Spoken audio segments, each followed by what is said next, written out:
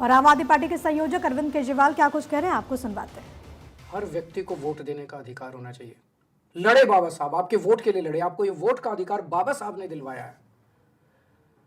बाबा साहब ने आपके लिए जो संघर्ष किया और आपसे उन बाकी लोगों से लड़ लड़ के आपको वोट दिलवाया, उस वोट को एक चादर, एक साड़ी और 1100 रुपये में मत बिकने देना। ये वोट बहुत कीमती है, ये वोट बेशकीमती है और इस जनतंत्र को बचाना हम सबकी जिम्मेदारी है।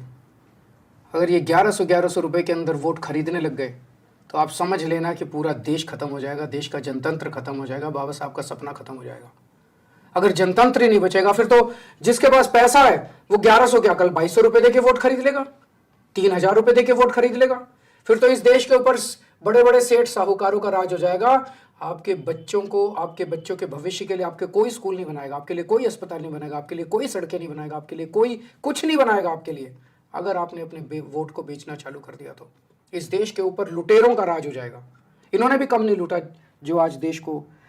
एक चीज ध्यान रखना, जिसको मर्जी वोट दे दो, लेकिन जो आपके वोट खरीदने की कोशिश कर रहा है उसको वोट कतई मत देना।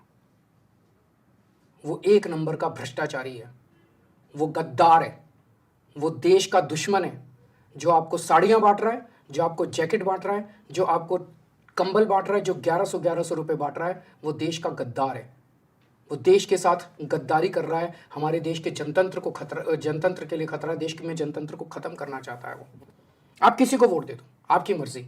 मुझे वोट देना है दो, नहीं देना मत दो, लेकिन उस शख्स को वोट मत देना जो आपका वोट खरीद के इस देश को बर्बाद करना चाहता है।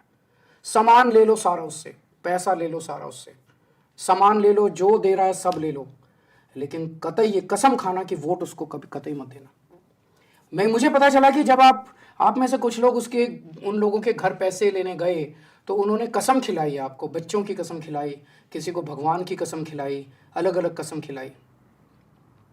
उस कसम की चिंता मत करना, वो कसम का कोई मतलब नहीं है।